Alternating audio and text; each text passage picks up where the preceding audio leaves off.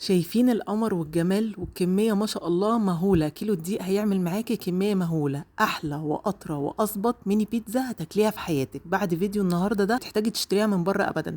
بالليل كده مع كوباية شاي في أعياد الميلاد، بكل حالاتها وأوقاتها فظيعة. هسمي الله على طول وهجيب معايا كوبايتين مية دافية، عليهم معلقة ونص كبيرة خميرة و3 معالق كبار سكر. هقلبهم كده واسيبهم دقيقتين كده لحد الخميرة ما تتفاعل. وبعد كده هجيب كيلو دقيق او طحين، هحط عليه معلقه صغيره مليانه ملح، معلقه كبيره زعتر. الزعتر ده اختياري بس بيدي طعم حلو قوي في العجينه. ومعلقتين كبار زبادي ومعلقتين كبار لبن بودر. عجنتهم كده شويه ونزلت عليهم في الاخر ب3 معالق كبار زيت. عجينه البيتزا دي ولا كلمه ان شاء الله هتطلع معاك وطعم وقوام روعه. دهنت كده البوله زيت وحطيت برضو فوق وش العجينه زيت عشان وشها ما ينشفش ويشقق. وغطيتها وسبتها تخمر ساعه الا ربع.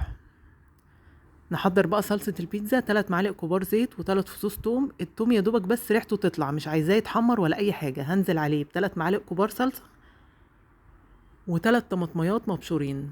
اقلبهم كده كلهم مع بعض، وهحط عليهم التوابل ملح وفلفل وزعتر ومعلقة صغيرة سكر. قلبتهم كده مع بعض وهضيف عليهم نص كوباية مية. سبتهم على النار شوية وجيت بقى العجينة بعد ما خمرت. شايفين ما شاء الله بعد الساعة الا ربع بقت عاملة ازاي؟ ما شاء الله عجينة ناجحة جدا ممتازة.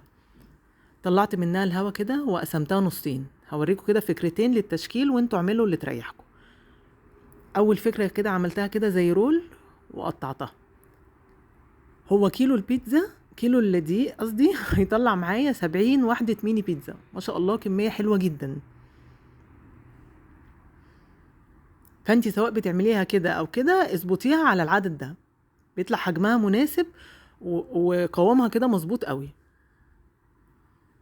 حسيت ان هي تخينه هنا شويه فردتها، ولازم تخرميها بالشوكه لانك لو ما خرمتهاش هتبقى عامله زي العيش الفينو، هتلاقيها انتفخت قوي معاكي. هتحس ان هو كده عيش فينو عليه حشوه. التكه دي مهمه قوي. حطيت كده الصلصه بعد ما بردت خالص، والحشوات بقى براحتكم. انا حطيت بسطرمه وفلفل الوان وموتزاريلا.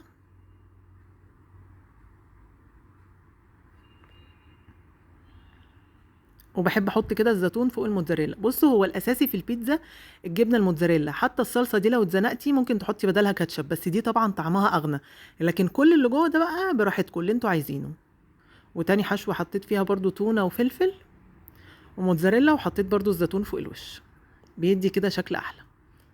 دخلتها الفرن على اعلى درجه حراره في الرف المتوسط لحد ما استوت. ما بتاخدش وقت خالص. شايفين ما شاء الله لونها وقوامها وشكلها ومطة الجبنه تحفه ما شاء الله روعه. وما شاء الله كيلو دي عمل معايا كميه حلوه جدا.